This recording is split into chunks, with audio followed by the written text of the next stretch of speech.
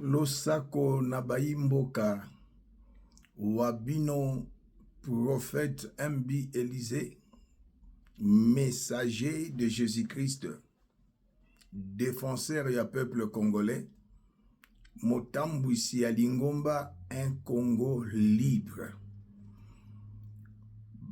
Imboka à travers le monde, Sika Bozali Pena DRC, RDC, Lelo Nazana Makamba Koloba, Oyo Etali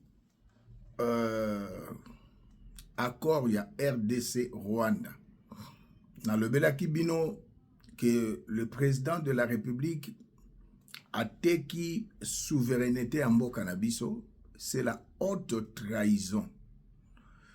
Et nasengaki te, na pesaki mitindo, tant que citoyen congolais, ils ont droit na armée.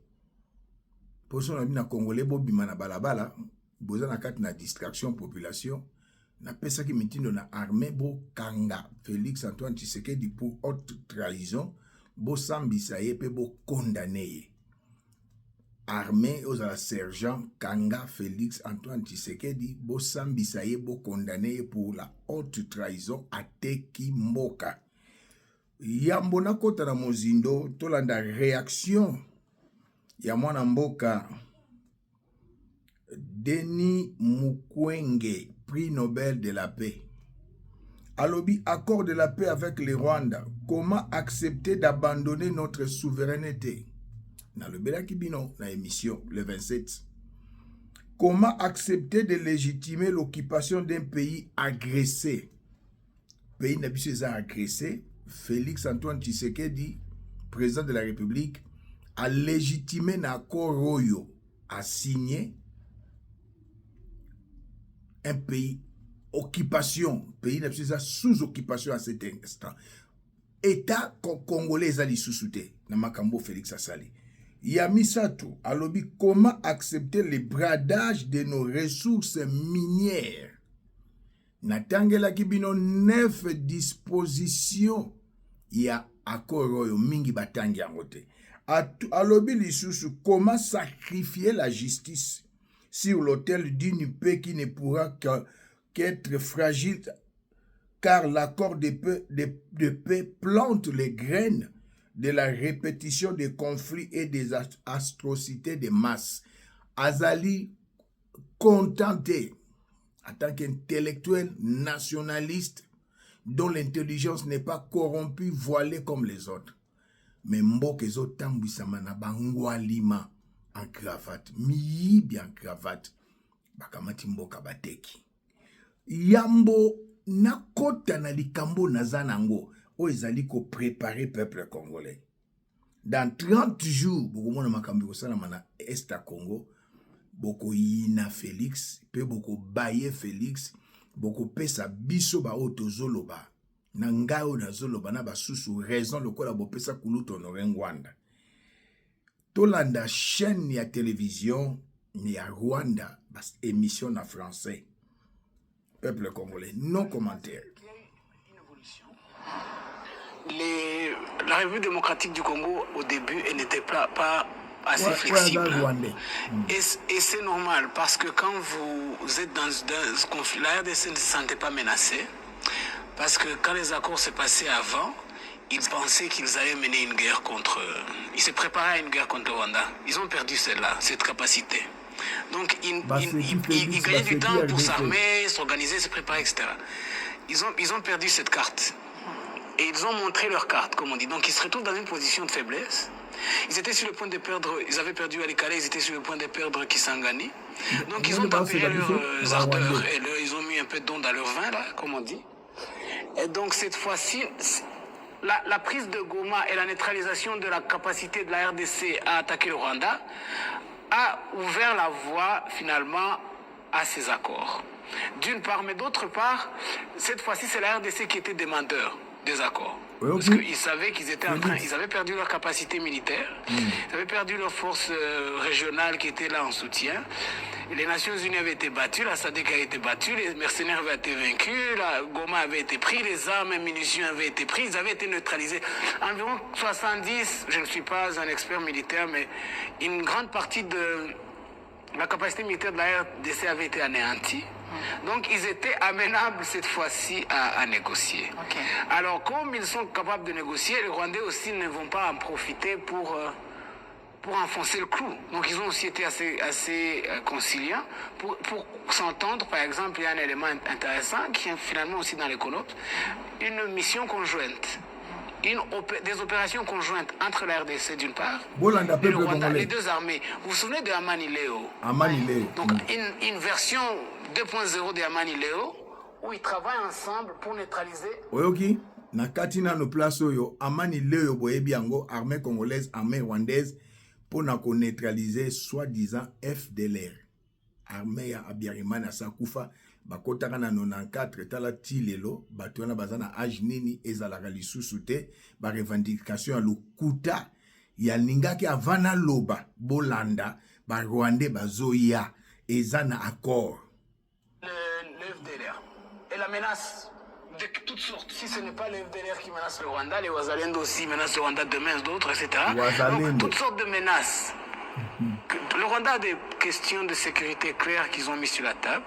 Et maintenant, la RDC a accepté que l'armée rwandaise, c'est pour cela il serait redondant de demander, enfin, il serait inutile de demander, de dire que le Rwanda baisse ses mécanismes de défense, parce que cela n'a pas lieu d'être, car la RDC s'engage à inviter l'armée rwandaise sur le territoire congolais pour travailler avec l'armée congolaise, pour mener des opérations conjointes contre des forces négatives. Exclusivement, ce n'est pas l'M23 n'est pas concerné. Le FDLR et d'autres milices qui seraient hostiles au Rwanda. En fait, c'est pour cela que si on dit l'armée rwandaise doit se retirer, mais en fait, la RDC s'engage à inviter l'armée rwandaise. La RDC s'engage à inviter l'armée rwandaise. Quand ils ont un accord, peuple congolais, armée Bokanga Félix, Bosambisaye, Bokondanaye. C'est un traître. Tous en a 9 dispositions. Bolandi ba Rwanda ndenge bazoloba. Oya lobby a co-cité. Ezali disposition à liboso. Intégrité territoriale et interdiction des hostilités. Deuxième disposition. Bolandi vidéo, si qu'on a bandinde koloba. Naza moku c'est grave.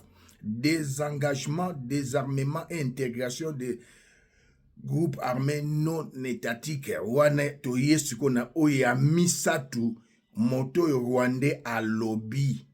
Et si kangana yembangu koyebisa peuple congolais le lengekani un de moko na biso tekimboka. Mécanisation conjointe de coordination et de la sécurité. Troisième disposition, Bolandi ndenge motalobi. Les mécanismes conjoints de coordination de la sécurité est régi par les principes suivants et les plans de mise en œuvre figurant à l'annexe. La fin irréversible et vérifiable du soutien de l'État au FDLR, l'Okuta et aux groupes armés associés. Tolanda Yamotuya Yesu Nzambe. Les partis établissent et conviennent de lancer Landa dans un délai de 30 jours à compter de l'entrée en vigueur du présent accord. Ezalaki le 27, le 30 juin. Un mécanisme conjoint, armée rwandaise, armée congolaise, de coordination de la sécurité entre le Rwanda et la RDC. Et si Boyokani, est-ce que depuis FDLR et Bima na Rwanda na 94, si Boyoki FDLR, basoda ya Biarimana, bakoti ba attaquer Rwanda, te. Félix Alobi bazana Congo, bazana Ajnin, ba 20 ans, 30 ans, 1994 tilelo. Ba koma batata, bazala kalisusu te. Beaucoup misakaka, bozela. Qui fonctionnera uniquement et conformément aux conditions arrêtées entre les parties. Les mécanismes conjoints de sécurité créés crée des procédures opérationnelles communes et des mécanismes d'établissement des rapports pour assurer la transparence de l'ampleur et de la portée de l'opération. Rwanda lobby nga na ekoloba. Félix ateki mboka. Il y a plus grave. Dans un délai de 30 jours, toloba le 27 juin au 27 juillet, otozokota na minuit lelo le 30 juin. Un certain lundi. Le 27 juillet, armée congolaise, akobengisa armée rwandaise, baye na territoire na biso, na bakor robino bozolo bakor de paix, balobi bakomi kolanda, banani o babengi FDLR, basoldat ya Abiyarimana bakotaka na 1994 bazalaka lisusu te. Nzoka ndeza plan ya Félix, plan ya baméricain, plan nzambe nanangansi danger, plan ya barwandais, soi-disant FDLR babanda ko traquer, ko luka, ko boma bawazalendo. Général Yakotumba bandeko nyonso basali ete uvire kweyate bakota na Kisangani te. Maintenant, ba légaliser attaque contre les Wazalendo par M. Félix Antoine Tshisekedi. Les groupes, les armes, bakokota babandi ko attaquer, balobi alobi bien nazongi sango, alobi eloko mo mtuya, alobi M23 te po azabatu na bango. Ah Yesu, Nzambe. Peuple congolais, baloba na bino na munoko nini? Na munoko nini? Alobi ango bien. Moi je pense qu'il y a un mécanisme de défense, parce que cela n'a pas lieu d'être, car la RDC s'engage à inviter l'armée rwandaise sur le territoire congolais pour travailler avec l'armée congolaise pour mener des opérations conjointes contre des forces négatives. Non, exclusivement, ce n'est pas le M23 n'est pas concerné. Le FDLR et d'autres milices qui seraient hostiles au Rwanda. En fait, c'est cela. C'est pour cela que si on dit l'armée rwandaise doit se retirer, mais en fait, la RDC s'engage à inviter l'armée rwandaise. La RDC na akoro ya kimia oyobete maboko. La RDC a s'engagé à bengsa armée rwandaise otoboyaka. Na tango akala ubaibi politique, lelo akoro est autorisé RDC a ebengisa armée rwandaise babanda ko luka ba FDLR bazalakate babano bundisa ba wazalendo babana ko boma ba wazalendo baluka général Yakotumba baboma. Tout ça Félix Antoine Tshisekedi, le traître national armé boluka Félix bo kangaye bo sambisaye bo condamné. Aujourd'hui, c'est le 30 juin. Depuis qu'il est au pouvoir, et si Boyoka Félix a sali manifestation le 30 juin, non. Naza makamba koloba, eza lobby. Na le loboye balikamba motuya, la RDC, Félix, sans consulter le Parlement, où baza ko représenter le peuple frauduleusement, pour tous les députés wana bazaki voter la lobby, si Dieu nous fait grâce.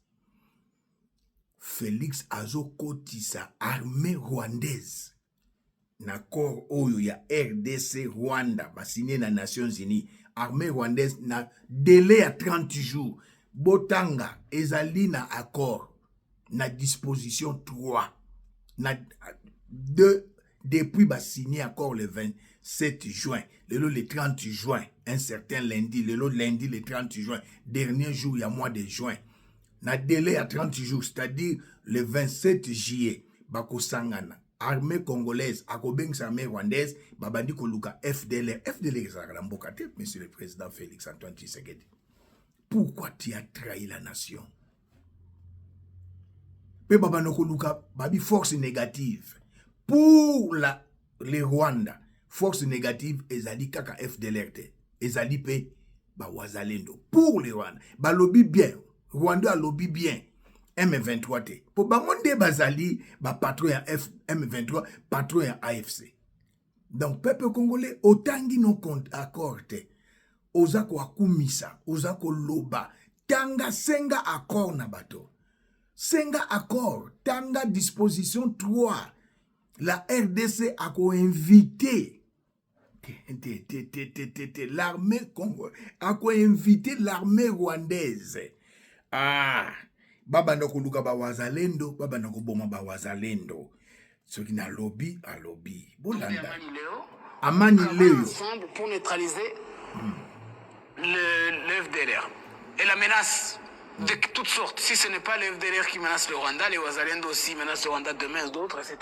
Donc, toutes sortes de menaces. De quoi lobby? Si ce n'est pas FDLR, c'est les Wazalendo. Ngaïté. Peuple congolais, tika aux la fanatique. Tika tribalisme, tika népotisme. Bako attaquer FDLR et Zalakate na Congo. Mais Fachar qui n'a pas le FDLR ba na mboka. Ateki mboka. Iya zoku fela nega tapis rouge na mbongo oyo aibi na ba camarade na famille na ye. Angwalima. Régime ya ba ngwalima, ba miyibi ya cravate. Ah. Dans 30 jours, Wazalendo baba na koboma bango na Congo na koroyo. Dans 30 jours, soki ba yokani babandi ko armée rwandaise bomoni pena akoti et ça accord. Nzabe peuple congolais. Félix Sodani nako kanga Félix asambisa ye.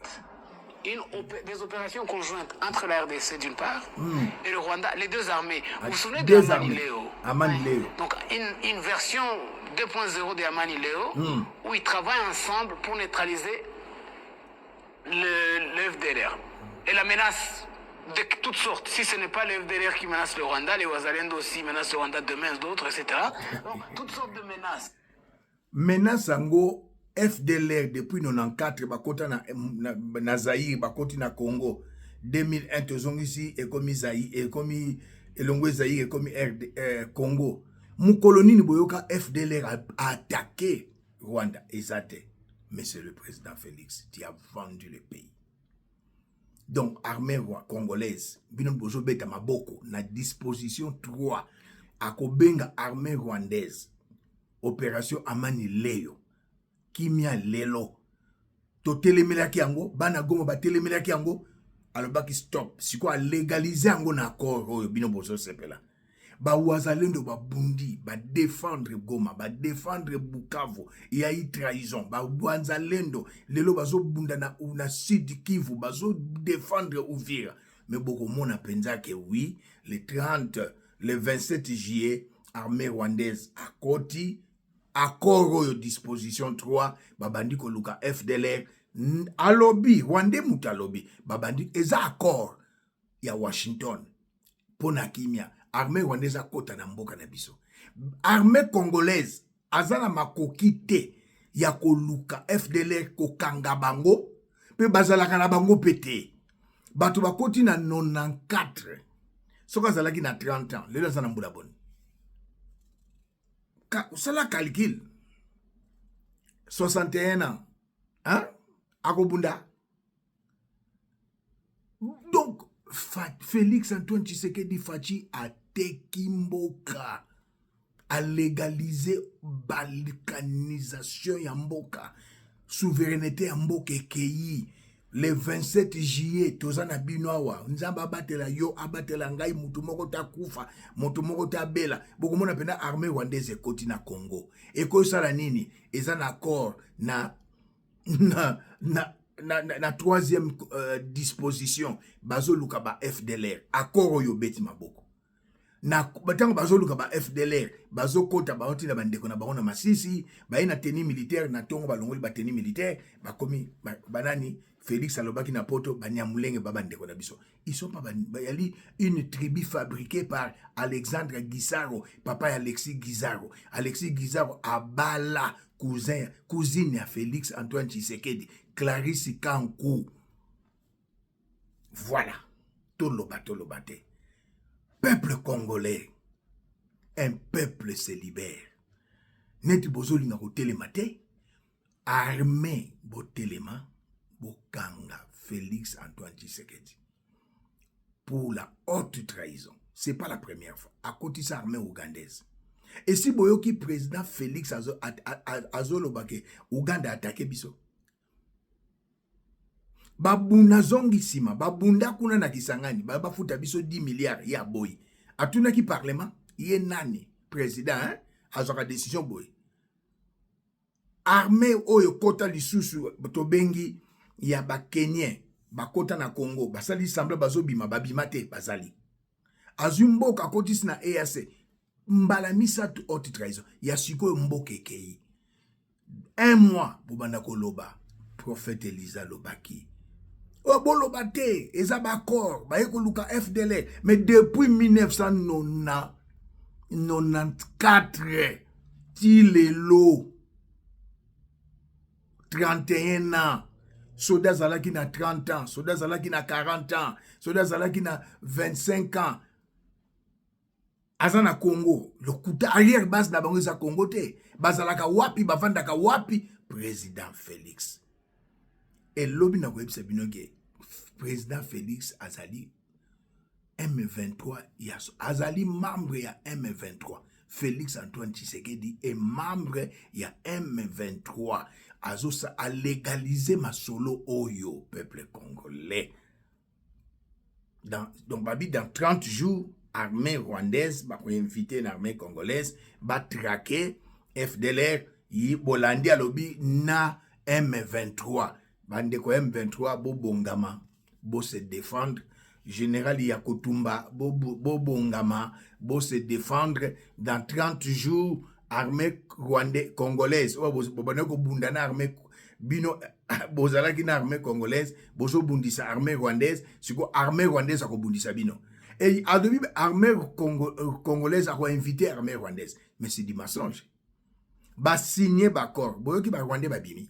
Plus de 4000 soldats rwandais bazana na territoire na biso. Bango wana ne bakobana ko luka sikoyo, ba FDLR alokuta, ba bandiko boma, ba Fachi.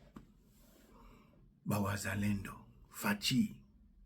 Le salaire du péché, c'est la mort. C'est que l'homme aura semé, il le moissonnera. Dieu ne laissera jamais les coupables impunis. Les problèmes au Congo lelo ezayo. Tika ko banda te. Natanga Mobutu les problèmes à Congo avec Mobutu. Natangwa Laurent Désiré Kabila ezaki Laurent Désiré Kabila. Natangwa Joseph Kabila ezaki Joseph Kabila. Mais natangu na yo na 7e année oyo problème à Congo ezali yo. Ba wazalendo ba aide yo. Ok, kosala ba corps moko satanique diabolique. Na 3e disposition ya corps soi-disant ya paix. Ba ya ko boma ba wazalendo dans 30 jours. Tanga 3e disposition. Armée congolaise na armée rwandaise bakoya babandi ko boma ba FDLR bazalakate bakomo bomba ba wazalendo. Général du wakotumba kufa kaka boy. Ba mai ba wazalendo bakende kaka boy. Okomona o bazali ba ye ba koti na Ituri officiellement à cause ya accord bake ti na Uvira Ituri ti omoni bakomi na Katanga. Armée rwandaise na armée congolaise bayi na Katanga bazoluka banani ba wazalendo. Nzambe congolais na mona peuple ko ya modelo yo mawa armée tosenga même un sergent même un capitaine a télémaka ma Félix pour la haute trahison bosambisa ye pe azwa mbano na ye tokutani lobi na ngola nzambe.